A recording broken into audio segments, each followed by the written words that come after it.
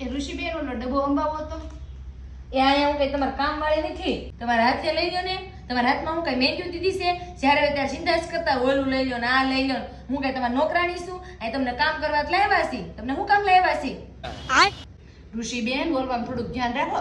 તમે નીત પણ પૌણી લેવા, તમારા ભાઈ મને પૌણી લેવા છે. 1500 માણસ જાન લઈને આવ્યા હતા અને તમે જ્યાં જાવ ને પાછા આવશો આવું નવું બોલશો ને તો જીબડો રાખો થોડોક ટૂંકો. અમે ભલે ને પાછું આવી ને તમે અહીંયા આવીને હું સકરવાર કર્યો ને બાપાને ઘરે ને ભાડું નતું. અહીંયા આવીને બધું ભાળી ગયા.